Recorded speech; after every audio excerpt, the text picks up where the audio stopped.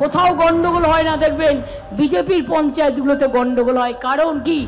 তার কারণ তারা লুটে পুটে খায় আর মানুষকে ধরে ধরে ঠ্যাঙায়, এটা হচ্ছে ওদের কাজ। আমি প্রত্যেককে বলবো, আমাদের গ্রাম সভা, পঞ্চায়েত সমিতি, জেলা পরিষদ, মিউনিসিপ্যালিটি যারা আছেন বা জেলা পরিষদ বা কর্মদক্ষ, একসাথে সবাই মিলে মিলেমিশে কাজ করবেন।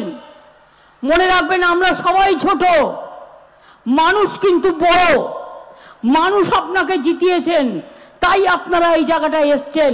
মানুষ ছুঁড়ে ফেলে দেবে, তখন কিন্তু কেউ তাকিয়েও দেখবে না, কেউ পুছেও দেখবে না আমি বড় না ও বড়।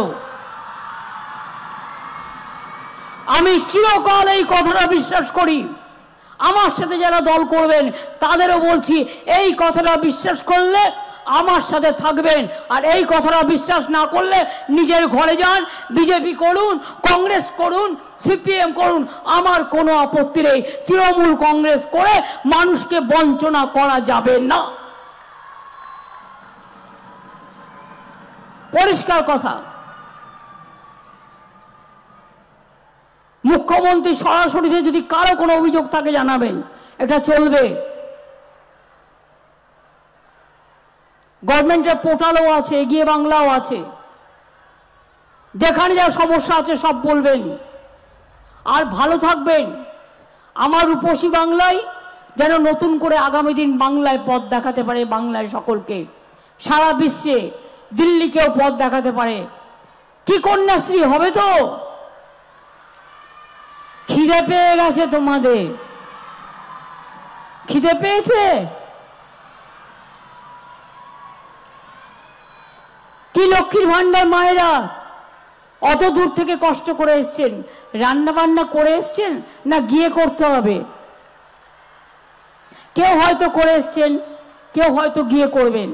আপনাদের সকলকে আমার ভাই বোনেদের অনেক অভিনন্দন জানাই। আর ইয়াং জেনারেশনকে বলবো, বাংলার একটা কালচার আছে, এই কালচারটাকে ধরে রাখবেন। মনে রাখবেন, রবীন্দ্রনাথ বলুন, নজরুল বলুন, বাঘাযতীন বলুন, বিনয় বাদল দীনেশ বলুন, বিরসা মুন্ডা বলুন, রঘুনাথ মুর্মু বলুন, নানা রকম, আমাদের রঘুনাথ মাহাতো আছে, এরকম অনেক নেতারা আছে বিভিন্ন জায়গায়। আমরা সবাইকে নিয়ে যেন চলি। আবুল কালাম আজাদ বলুন, গান্ধীজি বলুন, নেতাজি বলুন, বিনয় বাদল দীনেশ বলুন, মাতঙ্গিনী হাজরা বলুন, ক্ষুদিরাম প্রফুল্ল চাকি বলুন, জীবনানন্দ দাশ বলুন, যিনি লিখেছিলেন জীবনানন্দ দাশ রূপসী বাংলা, পুরুলিয়াকে রূপসী বাংলা, এই কথাটা আমরা এখান থেকে জানতে পারি। কাজেই রূপসী বাংলা, তাদের রূপ যেন আরো ফেটে পড়ে।